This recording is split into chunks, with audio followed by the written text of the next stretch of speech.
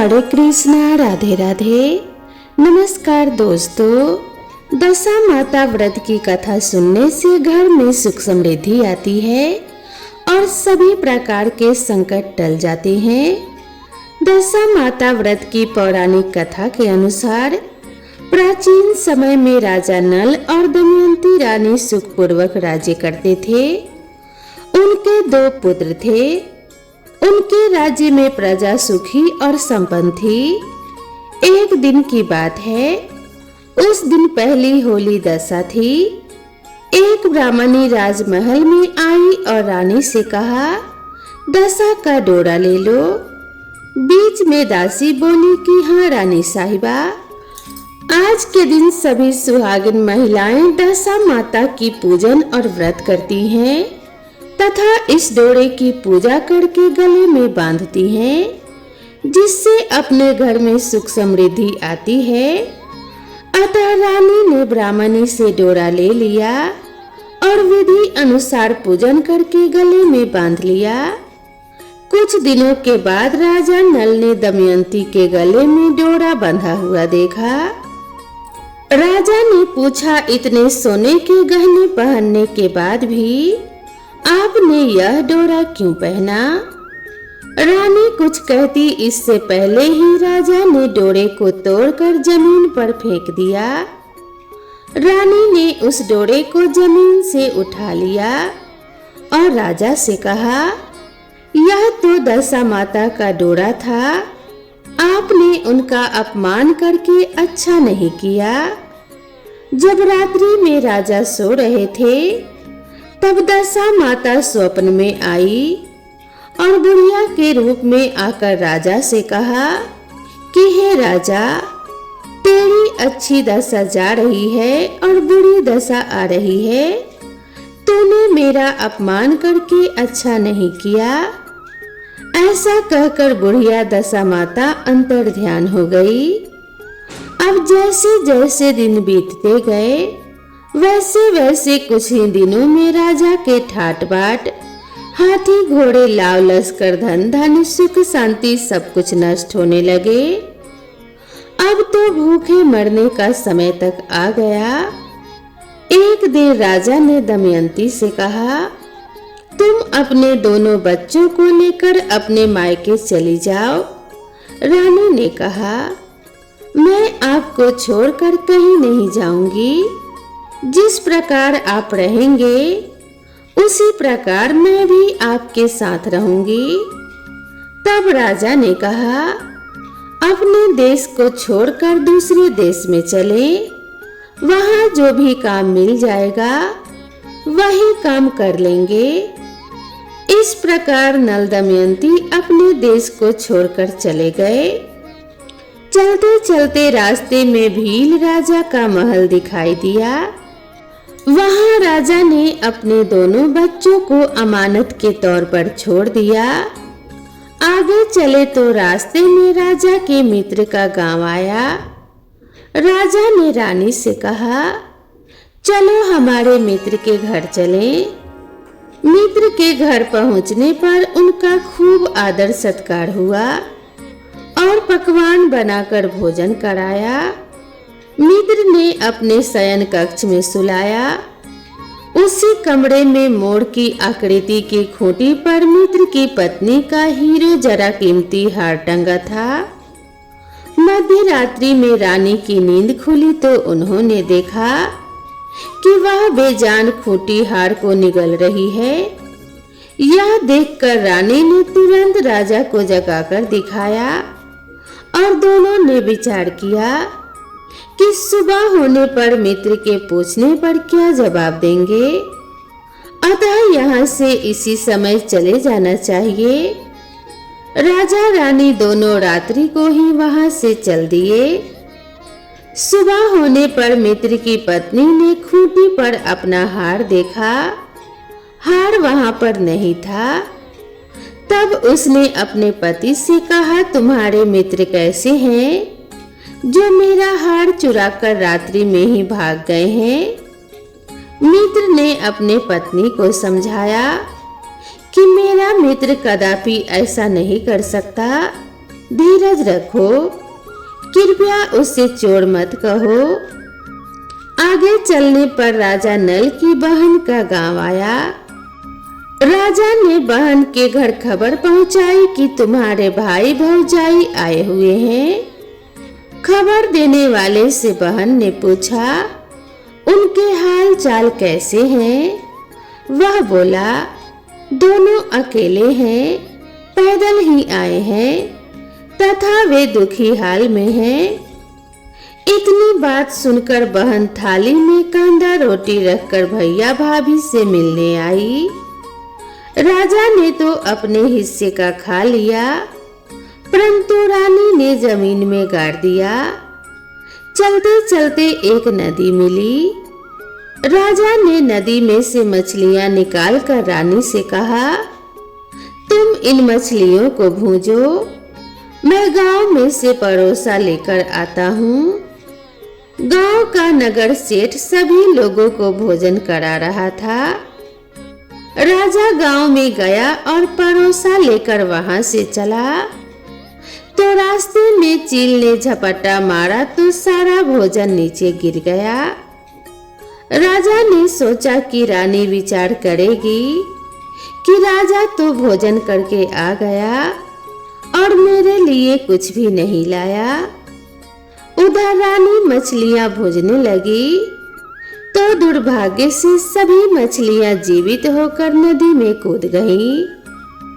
रानी उदास होकर सोचने लगी कि राजा पूछेंगे और सोचेंगे कि सारी मछलियां खुद ही खा गई। जब राजा आए तो मन ही मन समझ गए और वहां से आगे चल दिए। चलते चलते रानी के मायके का गांव आया। राजा ने कहा, तुम अपने मायके चली जाओ, वहां दासी का कोई भी काम कर लेना, मैं इसी गांव में कहीं नौकर हो जाऊंगा। इस प्रकार रानी महल में दासी का काम करने लगी और राजा तेली के घर पर काम करने लगा। दोनों को काम करते बहुत दिन हो गए। जब होली दशा का दिन आया तब सभी रानियों ने सिर धोकर स्नान किया। दासी ने भी स्नान किया। दासी ने रानियों का सिर गूंथा तो राजमाता ने कहा, दे मैं भी तेरा सिर गूंथ दूं। ऐसा कहकर राजमाता जब दासी का सिर गूंथी रही थी तब उन्होंने दासी के सिर में पद्म देखा।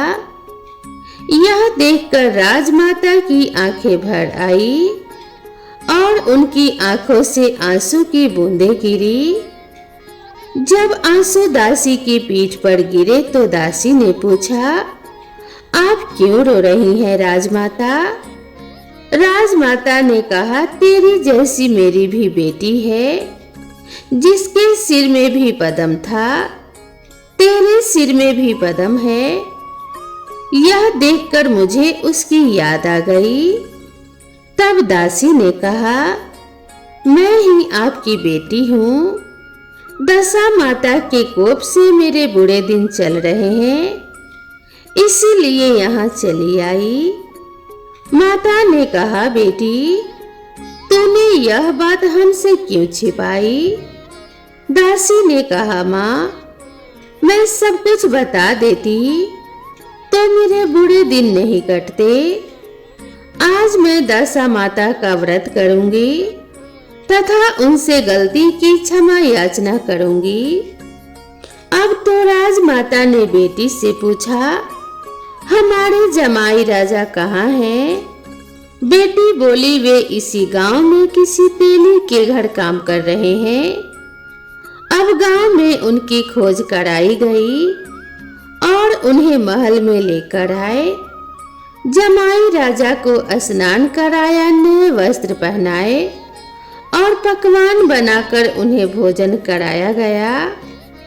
अब दशा माता के आशीर्वाद से राजा नल और रानी दमयंती के अच्छे दिन लौट आए। कुछ दिन वहीं बिताने के बाद अपने राज्य जाने को कहा। दमयंती के पिता ने खूब सारा धन लाव लश्कर हाथी घोड़े आदि देकर बेटी जमाई को विदा किया। रास्ते में वही जगह आई जहां रानी ने मछलियों को भूना था और राजा के हाथ से चील के झपट्टा मारने से भोजन जमीन पर आ गिरा था। तब राजा ने कहा, तुमने सोचा होगा कि मैंने अकेले ही भोजन कर लिया होगा, परंतु चील ने झपट्टा मारकर गिरा दिया था। अब रानी ने कहा, आपने सोचा होगा कि मैंने मछलियां भूनकर अकेले ही खा ली होंगी, परंतु वे तो जीवित होकर नदी में चली गई थी। चलते चलते अब राजा की बहन का गांव आया। राजा ने बहन के यहाँ खबर भेजी। खबर देने वाले से पूछा कि उनके हाल चाल कैसे हैं। उसने बताया कि वे बहुत अच्छी दशा में हैं। उनके साथ हाथी घोड़े लाव लश्कर हैं। यह सुनकर राजा की बहन मोतियों की थाल सजा कर लाई। तभी दमयंती ने धरती माता से प्रार्थना की और कहा, माँ, आज मेरी अमानत मुझे वापस दे दो। यह कहकर उस जगह को खोदा जहाँ कांदा रोटी गाड़ दिया था। खोदने पर रोटी तो सोने की और कांदा चांदी का हो गया। ये दोनों चीजें बहन की थाली में डाल दी और आगे चलने की तैयारी करने लगे। वहां से चलकर राजा अपने मित्र के घर पहुंचे। मित्र ने उनका पहले के समान ही खूब आदर और सत्कार और सम्मान किया। रात्रि विश्राम के लिए उन्हें उसी शयन कक्ष में सुलाया। मोरनी वाले खूंटी के हार निगल जाने वाली बात से नींद नहीं आई। आधी रात के समय वही मोरनी वाली खूंटी हार उगलने लगी तो राजा ने अपने मित्र को जगाया तथा रानी ने मित्र की पत्नी को जगाकर दिखाया। आपका हार तो इसने निगल लिया था। आपने सोचा होगा कि हार हमने चुराया है। दूसरे दिन प्रातः काल नित्य कर्म से निपटकर वे दोनों वहां से चल दिए। वे भील राजा के यहाँ पहुँचे और अपने दोनों पुत्रों को मांगा तो भील राजा ने देने से मना कर दिया। गांव के लोगों ने उन बच्चों को वापस दिलाया। नल दमयंती अपने बच्चों को लेकर अपनी राजधानी के निकट पहुँचे तो नगरवासियों ने लाव लश्कर के साथ उन्हें आते हुए देखा। सभी ने बहुत प्रसन्न होकर उनका स्वागत किया तथा गाजे बाजे के साथ उन्हें महल में पहुंचाया। राजा का पहले जैसा ठाट बाट हो गया। राजा नल दमयंती पर दशा माता ने पहले कोप किया, ऐसी किसी पर भी मत करना, और बाद में जैसी कृपा करी वैसे सब पर करना। अपने सभी भक्तों का कल्याण करना और ऐसी कृपा करना कि हमेशा सबकी दशा अच्छी रहे और उनके घर में धन्य धान्य की वृद्धि होती रहे। किसी के ऊपर कभी कोई संकट ना आए, ऐसी कृपा करना। तो प्रेम से बोलिए दशा माता की जय। दोस्तों, आप सभी को यह कथा कैसी लगी कृपया कमेंट करके ज़रूर बताएं और इसी तरह की नई नई कथाओं और नई नई कहानियों के लिए मेरे चैनल से जुड़े रहें। तो मिलते हैं इसी तरह की नई कथा और नई कहानी के साथ। तब तक के लिए राधे राधे।